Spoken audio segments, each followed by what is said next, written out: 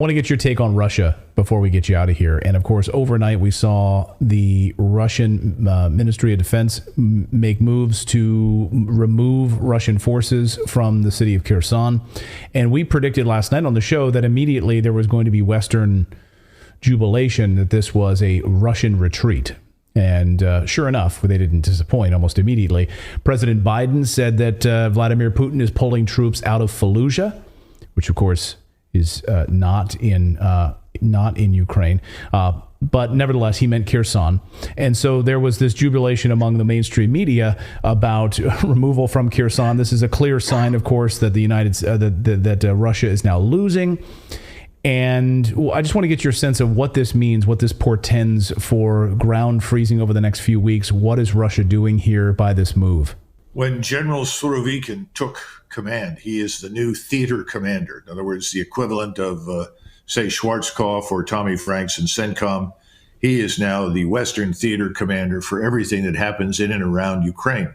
And when he took command, there were certain agreements that were made and new decisions from President Putin. Number one, we are going to prepare for a decisive operation to end the war. In other words, no more simply defend southern Ukraine and the territory that we've annexed. No more expectation of serious negotiations with anybody. Those are over. We have to now end the war. How do you end the war? Well, you launch offensive operations that are so devastating in their power and destructiveness that the enemy cannot resist them.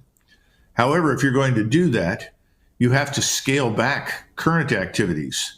In other words, you've got to make some changes on the ground, shuffle troops, change resource commitments, because you are now building up forces that are not in southern Ukraine, except for some are there, but most are not, that are being prepared with this mobilization force of 300,000 integrated into this new force for these future offensive operations, which I've talked about before, which others have mentioned, which will come this winter once the ground freezes. Now, it hasn't gone below 37 degrees at night in Ukraine, and it's got to drop below freezing significantly and stay there for the ground to freeze. So it's not going to happen until that is done. Now, in Kherson, they had about 25,000 troops sitting in Kherson City. The Ukrainians were trying to assemble 40 to 60,000 to attack it. And there was a debate. Well, can we defend it? Yeah, we can probably defend it, but is it worth it? And what are we going to do about the Russians that live in Kherson? Remember, we're operating in an area where the people that live in that part of Ukraine are Russians. Right. So they said, no, that's going to be very difficult. So they said, no, let's withdraw the civilians. And so for the last several weeks, you've seen the movement of civilians in Kherson out. Right. Once that withdrawal, I think it was like 115,000 civilians out of Kherson over the past 3 weeks. I don't know, but virtually the whole population has left. And some of the people being interviewed on the way out said that, yes, the shelling from the Ukrainian side was becoming increasingly severe and intense. So, yeah, we probably should leave. The 25,000 troops who were there were well prepared to defend it, but they said, no, let's not do that. Let's pull them across and redistribute those assets elsewhere. A lot of these soldiers that are in southern Ukraine, about 70,000 to 80,000 of them, have been fighting for several months. There's an interest in giving them some rest and refitting them for the future offensive. So pulling these 25,000 troops made operational sense. Now, strategically, Putin's not concerned about what we in the West think, but I think he is concerned about what's happening in Russia. And the average Russian on the street is extremely upset. He takes the position that this is Russia, Russian territory. We should be moving forward. We need to liberate Odessa. We need to liberate Kharkov. These are Russian cities. That's what we need to do. Why are we falling back? And they've tried to explain that this is not a sudden decision. This was carefully considered.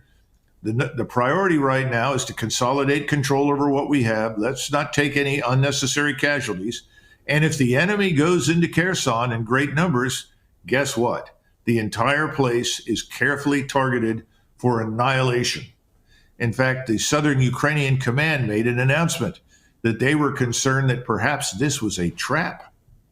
that if they go in great numbers into Kherson, that the Russians will in fact concentrate their striking power, rockets, missiles, artillery, in great quantity and kill everything that goes into Kherson, because there are no Russians living there now. So the Ukrainians aren't stupid. They're actually onto something. They understand that this could be very dangerous for them to move in there in great numbers. So I think eventually the Russian population will calm down, but right now they're angry. They're angry with Putin. They're angry with Surovikin. They're angry with the Russian military.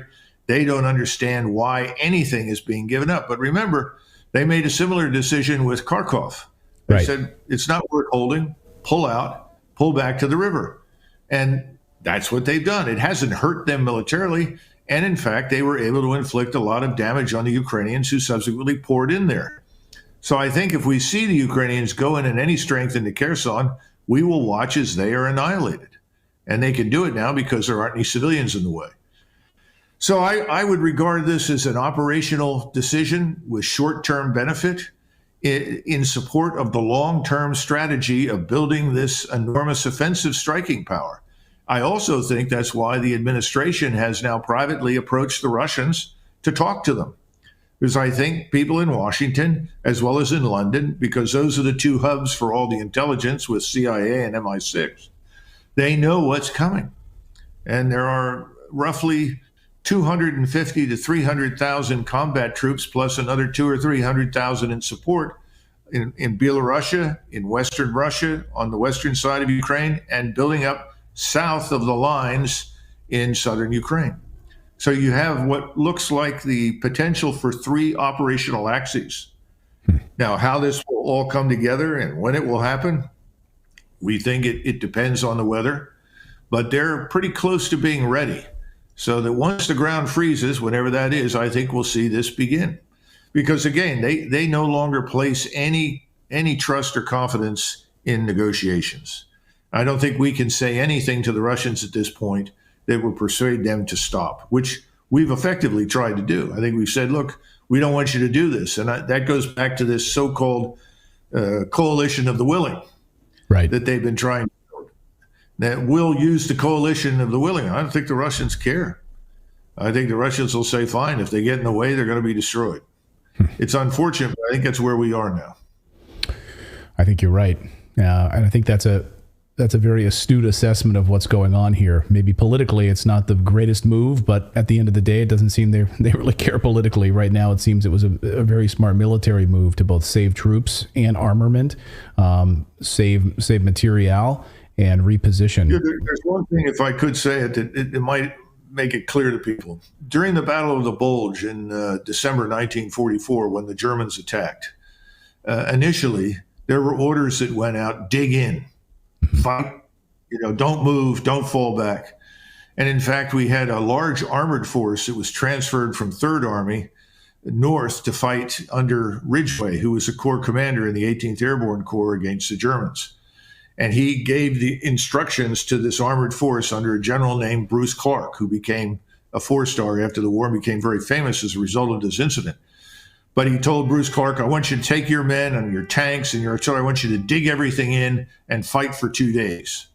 So he looked, he said, yes, okay, fine. He went up there, he didn't do it. And instead he fought for 5 days and he conducted a fighting withdrawal. In other words, he fell back in front of the Germans. He ran the Germans out of fuel. Ridgway was furious and said he was a coward and wanted to relieve him. Field Marshal Montgomery intervened. He said, no, he's doing exactly the right thing. Run the Germans out of fuel. They don't have enough fuel. Let them extend themselves. They did. And of course, we know the rest of the story. Well, and you're right about we've seen reports over the past 24 hours of the Russians using inflatable tanks to try to exhaust Ukrainian munitions. Right. Of course. So they're trying to starve them out. So really, really fascinating. I think you're absolutely right about that. Colonel, always great to see you. We thank you for your analysis here. We'll be watching this very closely. If we don't get to talk to you beforehand, and hopefully we won't, maybe we'll have a peaceful Thanksgiving. And then that's the hope, I hope. Colonel, great to see you, and much love to you and your family. Thanks very much. Same to you.